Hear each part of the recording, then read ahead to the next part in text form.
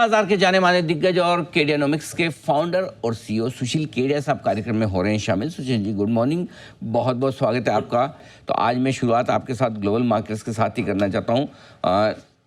4 महीनों की ऊंचाइयों पर दिख रहे हैं डाउ, नैस्डैक वगैरह। डॉलर इंडेक्स ज़बरदस्त 3 साल की गिरावट पर नज़र आ रहा है। कच्चा तेल भी बहुत उछल कूद करके पहुंचा है अब $66 के आसपास। जरा एक बार ग्लोबल सिनेरियो समझाइए, क्या संकेत आपको मिल रहे हैं और वहां से क्या डायरेक्शन लेना चाहिए हमें? भावनाएं जो हैं वो कोलाहल मचाती हैं जब उनका समय जा चुका होता है। आनंद उसी वक्त तीव्रतम प्रतीत होता है जब वो खत्म होने वाला होता है। Trend is your friend until it ends और बेंड्स। डॉलर इंडेक्स 110 पे जब था तो अपनी बात हुई थी 98 तक आएगा। सिर्फ इसलिए नहीं कि वो अब 98 पे आ गया, अब वापस चार्ट्स के वो पैटर्न्स हैं। दिन 2-4 की बात है, इस डॉलर इंडेक्स ने अब वापस 110 की तरफ अपनी चाल को शुरू करना है। हम जोड़ेंगे इसको अपने स्टॉक मार्केट से। 2 मिनट दीजिए मुझे। यूएस इंटरेस्ट रेट्स पर लगातार खबरों का जो बार बार प्रवाह आ जाता है, फेड चेयरमैन की टिप्पणियां जो होती है वो भ्रमित करती हैं, हमेशा से उनका काम वही है। और उसमें भ्रमित हो के अलग अलग विशेषज्ञों ने टाइम टू टाइम बार बार ये कहा रेट्स घट जाएंगे। हम लगातार मेंटेन करते रहे, रेट्स ऐसे स्तर पे चले जाएंगे कि लोग आंखें खोल के देखते रह जाएंगे। उसके बीच में एक छोटा सा करेक्शन अब यूएस 10 ईयर रेट का भी कंप्लीट हो चुका है। आज की रात बड़ी क्रूशियल है। देखिए, अगर रिवर्सल होकर आज अगर ऊपर बंद आ जाती है रेट्स, तो ये 5.25 तक उछल सकती है। 5.25 का लेवल आ गया तो कोलाहल मच जाएगा। 5 के ऊपर जाते हो साइकोलॉजिकल ग्लास सीलिंग शैटर हो जाती है। डॉलर ग्लोबल मनी है, ग्लोबल मनी की कीमत बढ़ जाए, cost of money 10 year rate है वो बढ़ जाए, वॉलेटिलिटी इंडेक्स भी जो यूएस में है वो छद्म कर रही है, किसी भी टाइम उछल सकती है। तो जो चीज को एंटिसिपेट नहीं किया जा रहा है वही सबसे बड़ा खतरा होता है। तो सारे वर्ल्ड के अंदर इंडिसेस में मुझे बड़ा धोखा होते दिखता है, और इंडिसेस से बाहर सारे वर्ल्ड के 8-10 मेन मार्केट्स में और इंडिया में भी वही हो रहा है कि इंडेक्स के बाहर बहुत सारे स्टॉक्स ऐसे हैं जिनमें अभी भी 25-30% ऊपर चलने की अगले 1-1.5 महीने में जगह हो सकती है। तो क्या पता इंडिसेस का जो टॉप है, जैसे मई के 7-8 मई से लेके अभी तक हम 25,200 के आसपास 4 बार आ गए और 500-600 पॉइंट वहां से नीचे गिर जाते हैं। अगर पीसीआर मेरे स्क्रीन को शेयर करे तो मैं साथ में इस चार्ट को भी दिखाते जाता हूं जो बात करूंगा। तो ये नजरों का धोखा जो इंडेक्स क्रिएट कर रही है, और पैसा इंडेक्स के बाहर वाले स्टॉक्स में, ये देखिए निफ्टी 25,110 आया 16 मई को, फिर ये वापस आ गया 10 जून को 25,270, और आज हम आ गए 25,374। इतनी तेजी सबको महसूस हो रही है। 1.5 महीना गुजर गया, 200 पॉइंट निफ्टी की तेजी हुई और बीच में 600 पॉइंट गिर गया, फिर 700 पॉइंट गिर गया। तो जो ड्रॉडाउन आ रहे हैं वो बड़े डीप आ जाते हैं बीच में, और नेट गेन जो है बहुत छोटा है। तो लार्ज कैप स्टॉक्स जो इंडेक्स के स्ट्रक्चर को बना के रखे हैं, हम उनसे दूर रहने की कोशिश कर रहे हैं। और साथ ही साथ चूंकि मंदी अभी तक चल नहीं पड़ी है, बहुत सारे दुनिया भर के इंडेक्स के बाहर के जो स्टॉक्स हैं, स्मॉल कैप भी नहीं और लार्ज कैप भी नहीं, उनके बीच की किसी स्पेस में हम बहुत सारे स्टॉक्स में अभी भी तेजी के सौदे पकड़ के बैठे हैं।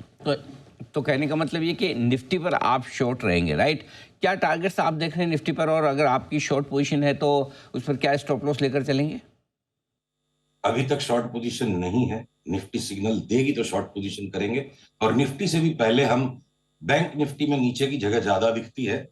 तो अगर बैंक निफ्टी, एक देखिए स्क्रीन पर, अगर ये चार्ट वापस दिखा सकता है पीसीआर, बैंक निफ्टी जब तक 57,100 के ऊपर ना चले तो हम इसमें शॉर्ट बनाएंगे। सिग्नल आने दीजिए, उसके बाद बनाएंगे।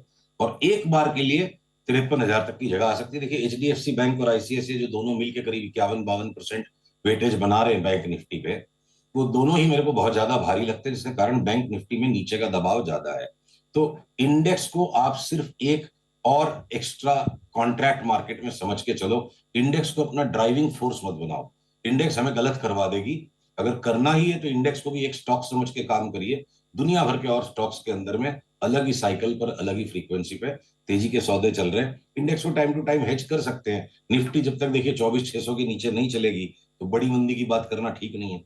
तो अगर 25,300 से 24,600 तक 700 पॉइंट की जगह हुई, पर हो सकता है बैंक निफ्टी ज्यादा दब जाए नीचे, ज्यादा आसानी से दब जाए। अभी तक का पिक्चर ऐसा ही है। तो मतलब आप कह रहे हैं कि 24,600 24,700 के नीचे निफ्टी जाएगा तो ही शॉर्ट सिग्नल ट्रिगर होगा, राइट? और बैंक निफ्टी पर वो शॉर्ट सिग्नल 57,000 के आसपास या नीचे कहाँ ट्रिगर होगा? 24,600 के नीचे निफ्टी चली जाएगी तो डाउन ट्रेंड कंफर्म्ड एस्टैब्लिश हो जाएगा। शॉर्ट सेलिंग का सिग्नल उसके काफी पहले आ सकता है, 2 दिन 3 दिन के बंद भाव के नीचे बंद होते के साथ एक बार शॉर्ट सेलिंग हो जाए तो 24,600 के नीचे जाए तो हम शॉर्ट सेलिंग के सौदे को डबल कर दें। तो ज्यादा महत्वपूर्ण बात जिसपे मैं दबाव देना चाहता हूं अनिल जी, सामान्य बाजारों में, साधारण बाजारों में, नॉर्मल परिस्थितियों में इंडेक्स मार्केट को ड्राइव करता है।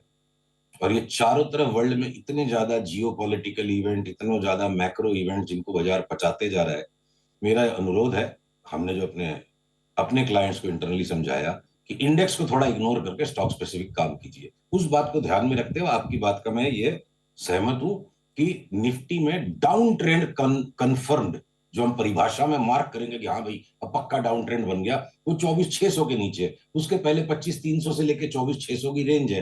25,300 3,300 का स्टॉप लॉस लगा के जब भी इंट्राडे में लगे रिवर्सल आ रहा है 600-700 पॉइंट की ट्रेडिंग के लिए शॉर्ट तो कोई कभी भी कर सकता है। और एक सस्टेन्ड 3-4 हजार पॉइंट का करेक्शन, 2-3 हजार पॉइंट का करेक्शन बन रहा है, ये बात को मानने के लिए मुझे 24,600 के नीचे की निफ्टी दिखनी चाहिए। उसके पहले 500-700 पॉइंट की मजूरी है दोनों तरफ। ठीक बात है, 500-700 पॉइंट 2% के आसपास का इंडेक्स मूवमेंट तो कभी भी आ सकता है। और अगर आप दोनों ही निफ्टी और बैंक निफ्टी फर्ज करें कि जिस तरह का ट्रेंड दिख रहा है, कई बार आप कहते हैं कि एक्सेसेस दोनों तरफ हो जाते हैं, मंदी में भी होते हैं, तेजी में भी होते हैं, किन लेवल्स के ऊपर निकल कर ट्रेड करना शुरू करें तो आप मानेंगे कि नहीं, शॉर्ट की राय ठीक नहीं है और शॉर्ट है तो भी काट लेना चाहिए और तेजी करनी चाहिए? वो लेवल्स निफ्टी बैंक निफ्टी के लिए क्या होंगे? अनिल जी, काश मैं आपकी तरह सोच पाता, मेरी सोच इस वक्त थोड़ी सी अलग है आपसे। देखिए, इस वक्त दोनों में ही शॉर्ट का सौदा नहीं है, शॉर्ट करने का इंतजार है। तो इसलिए किस लेवल पे काट लेना चाहिए तो तब आएगा जब शॉर्ट का सौदा पहले बन जाए। और रही बात, अगर इस सवाल को और घुमा ले, आप ही की बात थोड़ा सा और घुमा ले, निचोड़ने के लिए बात को, कि कौन से लेवल के ऊपर ये निकल जाएंगे तो हम बोलेंगे भाई बाजार छूट गया, हमें तेजी करनी है। दुनिया भर के स्टॉक्स में हमने तेजी कर रखी है, बढ़ने दो ना निफ्टी को, उससे बहुत ज्यादा गुना हमारे स्टॉक्स बढ़ जाएंगे। तो हमें इंडेक्स पे तेजी का सौदा अवॉइड करना है, और जब शॉर्ट सेल का सिग्नल मिलेगा हम काम करेंगे उस पर। और हर वक्त अनिल जी सारे प्रश्नों के उत्तर निकाल पाना आसान नहीं होता है। तो मैं इस क्वेश्चन को एक बार गिव अप करना चाहूंगा कि कौन से लेवल के ऊपर हम निफ्टी बैंक निफ्टी में तेजी करेंगे। फिलहाल हमको लगता नहीं कि कोई भी लेवल के ऊपर इन दोनों इंडेक्स पे हम तेजी करेंगे। हम शॉर्ट करने की वेट करेंगे, और इंडिविजुअल स्टॉक्स में हमारी तेजी हमारी चलती रहेगी अगर इंडेक्स में तेजी हो भी गई तो। नहीं ठीक है, उचित है एकदम, जो भी आपकी ओपिनियन है। बताएं सर, तेजी कहाँ करना चाहेंगे आप? पहले तेजी और साथ ही अगर आप मंदी के भी बताना चाहें, दोनों में जानना चाहता हूँ। नए जो स्टॉक्स ऐड हो गए हैं, मदरसन, सुमी, जीएमआर, दोनों 50-50% बढ़ जाएं। डीएमआर, डीमार्ट भी थोड़ा सा 7-8% घटने के बाद वापस लेना 50% बढ़ने के लिए। डिक्सन भी यहाँ से 50% बढ़ जाए इरिस्पेक्टिव ऑफ इंडेक्स व्यू। 2-3 महीने की मैं बात कर रहा हूँ, 3 महीने के व्यू से ले रहे हैं इनको। क्रॉम्पटन ग्रीव्स, कंटेनर कॉर्पोरेशन तो 2 साल के व्यू से 2500 का भाव लगता है, तो करंटली एक बार वापस एक्यूमुलेट जोन से लगता है ब्रेकआउट हो रहा है तो ऐड कर सकते हैं। और सीजी पावर है, एंजल ब्रोकिंग है, सब में ट्रेडिंग स्पॉट है 20-25-30% का। एसीसी और अंबुजा है, 2 स्टॉक्स मेरे को लगता है सीमेंट में जिनके अंदर में अच्छी खासी 30-35, क्या पता 40% तक की भी जगह अगले 3 महीने में बना। जैसे ग्राजीम अब टॉप ही होने लग गया, अल्ट्राटेक सीमेंट टॉप ही होने लग गया। तो सेक्टर के अंदर जो रोटेशन आना है, एसीसी अंबुजा में यहाँ से 30 से 40% कमाने की चाल लगती है। चंबल फर्टिलाइजर लगता है कि यहाँ से 800 रुपए का भाव हो जाए। तो पतंजलि के अंदर जैसे आज ब्रेकआउट आ गया, तो एक बार लगता है पतंजलि भी 2400-2500 का भाव हो जाए। कैश के शेयरों में आप जाओ तो दुनिया भर के स्टॉक्स हैं। सनोफी में आज नया बाई आ गया, यस बैंक वापस से बाई हो गया। आपके वोडाफोन आइडिया भी लग रहा था कि कल 7 रुपए 20 पैसे के ऊपर जाएगा तो बाई हो जाएगा, वापस हमने उसको चेंज कर दिया, एक बार 6.5 तक आएगा तो पुल बैक मिलेंगे। तो लिस्ट ऑफ स्टॉक्स जहां पे लेके कमाने के मौके हैं वो बहुत लंबी है।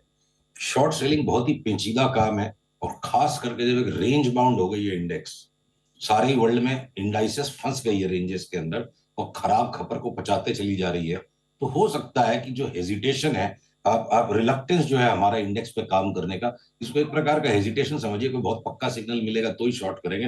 व्यापार इस वक्त भी लार्जली मझोले शेयर्स को, larger than mid caps and smaller than large cap से नीचे वाले स्टॉक और मिड कैप से ऊपर वाले स्टॉक, उस पॉकेट में, यानी F&O की लिस्ट में जो 250 स्टॉक्स है, आप मान लो सेकंड हाफ के नीचे वाले आधे जो 100 स्टॉक्स है, उनमें से 70-80 स्टॉक्स में बाई सिग्नल है इस वक्त। बिल्कुल ठीक बात है।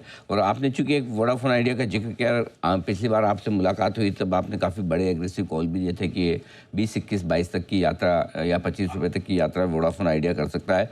आपको बताऊं, पिछले एक हफ्ते में सबसे ज़्यादा गैस देने वाला 15%, अब ऐसे देखेंगे तो 75 एक पैसा है, 1 रुपया बढ़ा है, लेकिन परसेंटेज में 15% के से ज़्यादा का रिटर्न वोडाफोन आइडिया ने दिया है। घर आइडिया है, आपको तो पता ही है, हर एक छोटे से लेके बड़े इन्वेस्टर के पोर्टफोलियो में होगा शायद। जरा एक बार इस पे आप अपना व्यू फिर से दें सर। ये वोडाफोन आइडिया कोई 20-21 रुपया हो जाएगा तो कोई जुलम हो जाएगा, ऐसी बात नहीं है। वो कितने ऊपर से नीचे गिरा हुआ स्टॉक है। अब जिस तरह से सारे लोगों की ताकत इसमें लग गई, दोनों ही promoter, overseas promoter, domestic promoter, सब लोग नर्चरेंट है, गवर्नमेंट नर्चरेंट है, पॉलिसी स्ट्रक्चर ऐसा है, तो यहाँ कोई बेच के पैसा कमा लेगा इसकी तो कोई अब संभावना दिखती नहीं है। लेके कमाने वाले के लिए जोखिम है, उस जोखिम को time to time market timing से हम एडजस्ट करेंगे। तो एक बार रिवर्सल और ब्रेकआउट तो बन चुका है। जैसे आपने बताया कि ऑलरेडी 15% बढ़ गया, और मैं आपके साथ एक पब्लिक स्पेस में मासूम जनता के सामने बैठ के बात कर रहा हूँ, ये यहाँ पे छापने की बात करना गलत होगा। पुलबैक्स आए तो आप इनको ऐड कीजिए। बॉटम लगता है बन चुका है इसका। ये बॉटम बन चुके हैं, तो जब भी गिरावट हो तब वहाँ पर आपके लिए खरीदारी करने का मौका। कुछ